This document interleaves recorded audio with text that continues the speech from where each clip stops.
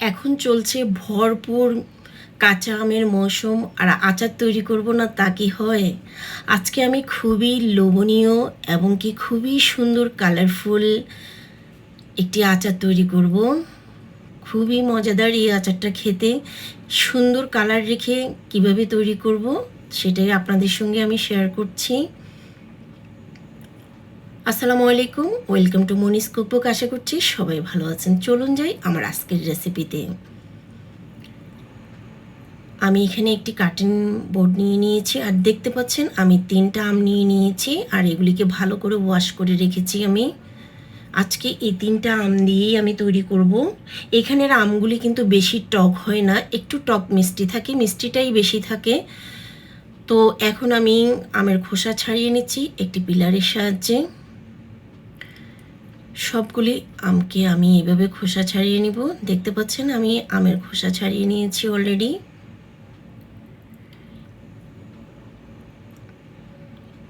এখন আমি আম কেটে নিব।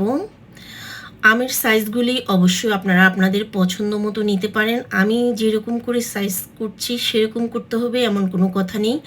এটা আপনারা লম্বা করেও রাখতে পারেন, আবার স্কোয়ার করে করেও রাখতে পারেন। আমি এইভাবে করছি। এইভাবে করে আমি সবগুলো আমকে কেটে নিয়েছি। দেখতে পাচ্ছেন এখানে আমি সবগুলো আম কেটে নিয়েছি। এখন আমি আমের একটি মশলা তৈরি করব। দেখতে পাচ্ছেন এখানে আমি মেথি, সরিষা, কালো জিরা, জিরা নিয়ে নিয়েছি। এগুলি আমি কয়েক সেকেন্ডের মতো ভেজে নিব। বেশি ভাজা যাবে না, যখন সুন্দর একটি স্মেল বেরিয়ে আসবে তখনই আমরা নামিয়ে নিব সাথে সাথে। বেশি ভাজলে আবার একটা তেতোভাব চলে আসবে মশলার মধ্যে, তখন খেতে ভালো লাগবে না, টেস্টটা নষ্ট হয়ে যাবে। ঠান্ডা যখন হয়েছে তখন আমি গ্রাইন্ড করে নিচ্ছি মশলাগুলিকে। হয়ে গেছে আমার মশলাটা। আর এখন আমি গুড় তৈরি করে নিচ্ছি। আমি এই আখের গুড়টা ব্যবহার করছি, এখানে প্রায় 600 গ্রামের মতো আছে। এই গুড়টাকে আমি পুরোপুরি দিয়ে দিয়েছি। দেখতে পাচ্ছেন আমি লিকুইড করে গুড়টাকে প্রথমে তৈরি করে নিয়েছি। এটাই আমি আচারে ব্যবহার করব। এখন আমি পাতিল বসিয়ে দিয়েছি, আর 1 টেবিল চামচের মতো সরিষার তেল দিয়ে দিচ্ছি। যখন পাতিল পুরোপুরি গরম হয়ে এসেছে দিয়ে দিচ্ছি কিছুটা কালো জিরা। এখন আমি তেজপাতা আর কিছু শুকনো মরিচ দিয়ে দিয়েছি, 3-4টি শুকনো মরিচ। কয়েক সেকেন্ডের মতো আমি ভেজে নিচ্ছি। এখন আমি কেটে রাখা আমগুলোকে দিয়ে দিব।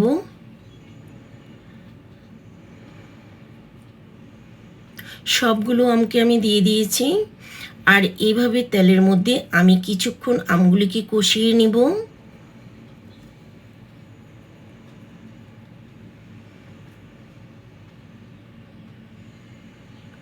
আমি হাফ চা চামচের মতো হলুদ দিয়ে দিচ্ছি।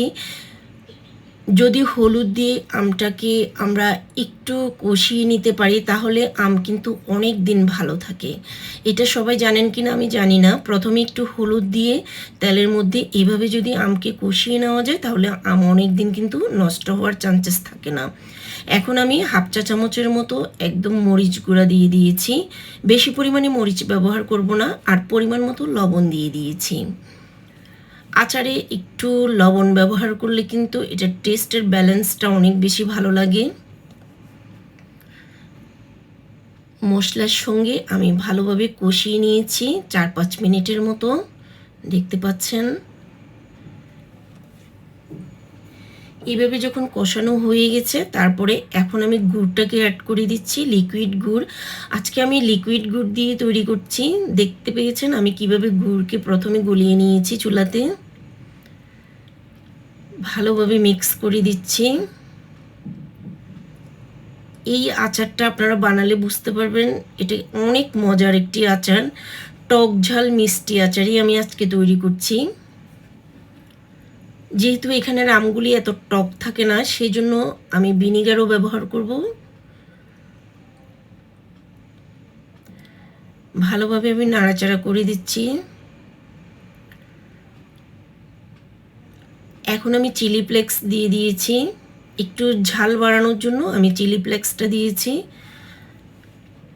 যে মশলাটা আচারের প্রথমে আমি করেছিলাম সেই মশলা থেকে 2 চা চামচ দিয়ে দিয়েছি। এত সুন্দর মশলার একটা ঘ্রাণ বেরিয়েছে। ভালোভাবে মিক্স করে নিচ্ছি মশলার সঙ্গে।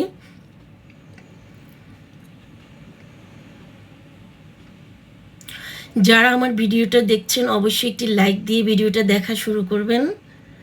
এখন আমি 5 টেবিল চামচের মতো দিয়ে দিচ্ছি ভিনিগার। ভিনিগারটা অবশ্যই ব্যবহার করবেন আচার সংরক্ষণের জন্য, যাতে আচার অবশ্যই নষ্ট না হওয়ার জন্য আমরা ভিনিগারটা ব্যবহার করে থাকি। আর তাছাড়া মিষ্টি আমে যখন আমরা ভিনিগার ব্যবহার করি একটু টক ভাবটা চলে আসে, খেতে কিন্তু খুবই ভালো লাগে।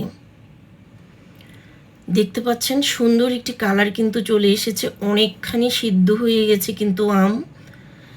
গুড় দিয়ে যখন আম তৈরি করবেন অবশ্যই সুন্দর কালার আসে। আমি এখন নাড়াচাড়া করে দিয়েছি, আরও 3-4 মিনিটের মতো আমি কুক করে নেব। এখানে আমি একটু ভাজা জিরার গুঁড়া দিয়ে দিচ্ছি, এতে করে অনেক সুন্দর একটি স্মেল আসে আচারের মধ্যে। ভালোভাবে আমি মিক্স করে দিচ্ছি। একদমই মিডিয়াম জালে কিন্তু আমি পুরো আচারটা তৈরি করেছি। খেয়াল রাখতে হবে যাতে নিচে পাতিলের তলানিতে লেগে না যায়, তাহলে কিন্তু আচারের টেস্ট একদমই খারাপ হয়ে যায়।